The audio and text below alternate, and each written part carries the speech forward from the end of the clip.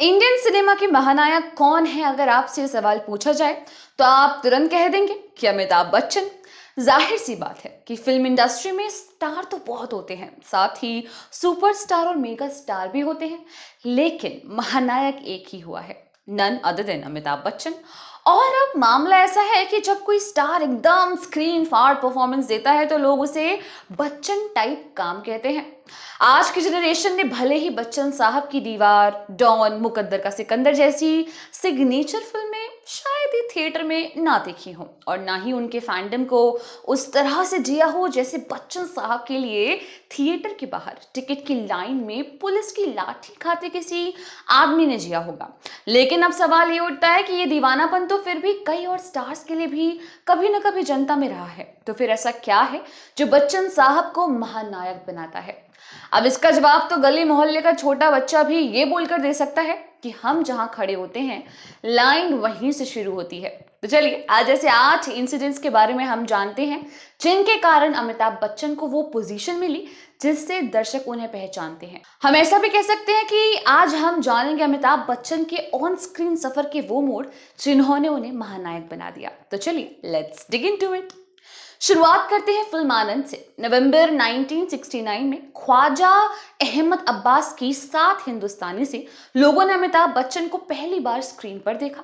हालांकि इससे पहले मई में legend film maker Mrinal Sen की भुवन शोम में उनकी आवाज बतौर सूत्रधार लोगों को सुनाई दी थी, लेकिन पर्दे पर उनका पहला दीदार 7 हिंदुस्तानी में ही हुआ।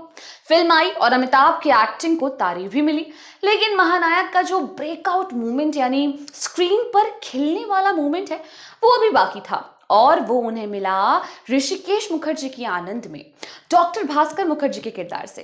फिल्म में उस दौर के superstar Rajesh Khanna lead actor थे और आनंद उनकी सुपरहिट लहर में आई फिल्म थी।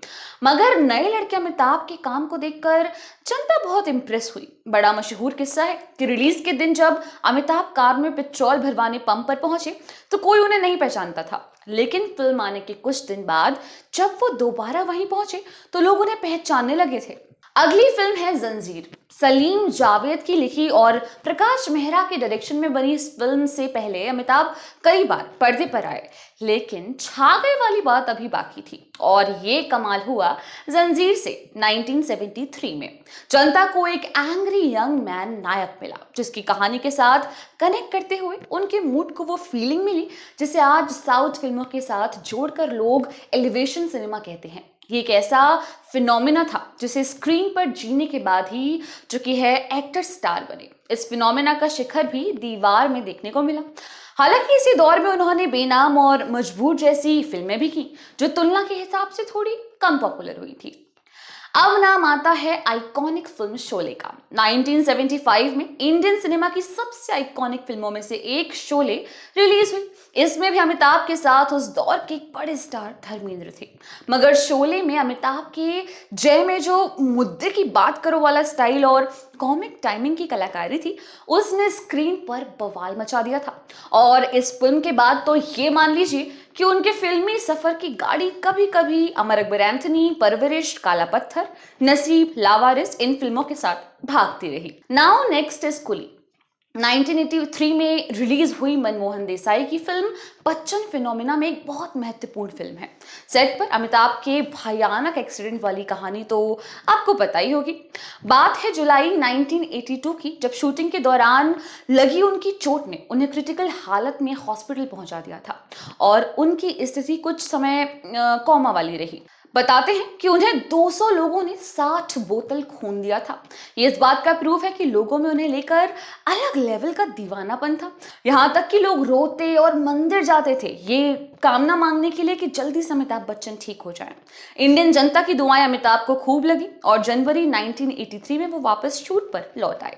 लोगों के इमोशन का हाल ये था कि फिल्म की एंडिंग बदलनी पड़ी थी। पहले कहानी में अमिताभ के किरदार को मरना था, मगर जब रियल लाइफ में अमिताभ ने ही झुकने का प्लान कैंसिल कर दिया तो स्क्रीन पर उनके किरदार और जनता के प्यार से पंगे कौन ही लेता भला। मनमोहन देसाई ने एंडिंग बदली और सारी दुनिया का बोझ उठाने वाले कुली को जनता ने अपने कंधों पर उठा लिया।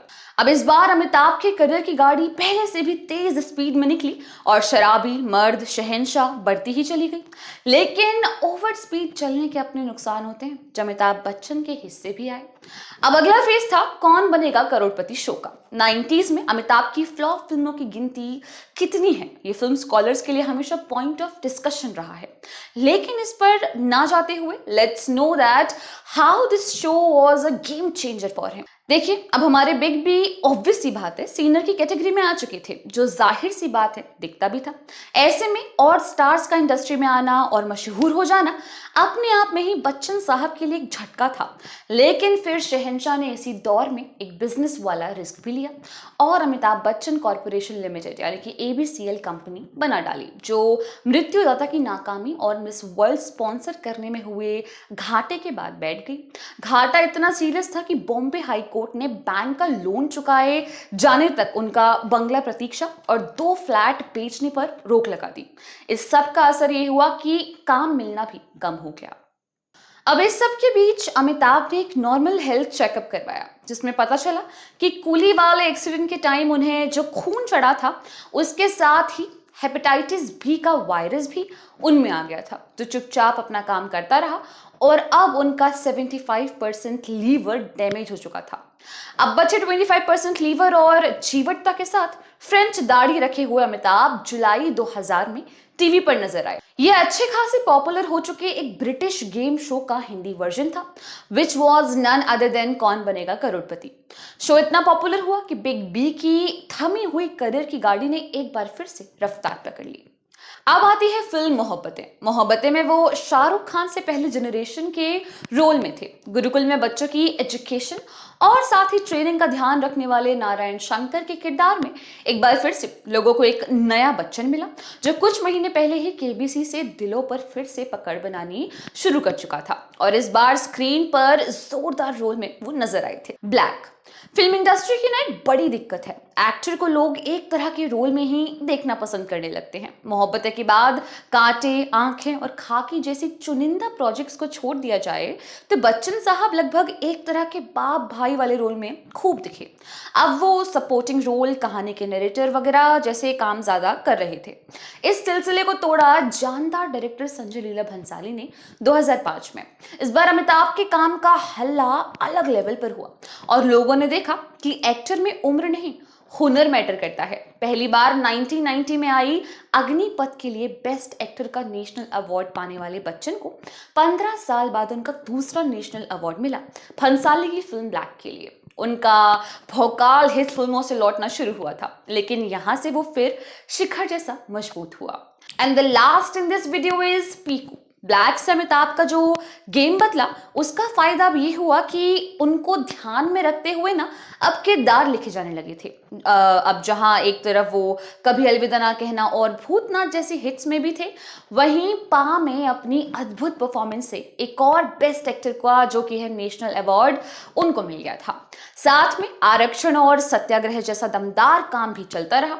इस तरह एक दशक और निकल गया, लेकिन एक बार फिर जब लोगों को लगा कि उम्र के साथ बच्चन साहब थोड़ा सुस्त पड़ रहे हैं, तो तभी अमिताभ के साथ एक डब्बा बंद फिल्म शू वाइट बना चुके शुजीत सरकार ने फिर से उनके अंदर एक एक्टर को चैलेंज कर दिया और इरफान खान, दीपिका पादुकोण के साथ उन्हें पीकू में कास्ट कर लिया। इस बार बच्चन साहब के किरदार का नाम फिर से वही था जो 46 इयर्स पहले आनंद में मिला था, भास्कर बनर्जी। 2015 में आई पीकू देखकर क्रिटिक्स ने फिर से महानायक को सलाम किया और उन्हें एक बार फिर से बेस्ट एक्टर का जो कि है नेशनल अवार्ड मिला। साल 2000 में अब लोग जब उनका करियर ओवर होने की बातें करने लगे थे, उसके बाद से 3 नेशनल अवार्ड जीत चुके अमिताभ बच्चन आजकल टीवी पर कौन बनेगा करोड़पति के साथ मौजूद हैं। 2022 की सबसे बड़ी बॉलीवुड फिल्म ब्रह्मास्त्र में वो एक महत्वपूर्ण रोल में दिखे और उसके बाद गुड बॉय में भी वो नजर आए। But let me tell you कि इट्स जस्ट नॉट इट। 2023 में बिग बी ने जबरदस्त उड़ान भरते हुए ऊंचाई, सेक्शन 84, घूमर और साथ ही गणपत निकाली। साथ ही आप 27 जून 2024 को अमिताभ बच्चन की एक और बड़ी फिल्म कल की 2898 AD भी रिलीज हुई है, जिसे लेकर लोगों में अच्छा खासा बज़ देखने को मिल रहा है। Well, this is it for today, लेकिन लेट मी टेल यू कि इस बात में कोई शक नहीं है, अमिताभ बच्चन महानायक किसी कारण से हैं। हम जल्दी मिलेंगे एक और नई वीडियो के साथ। Till then, bye bye.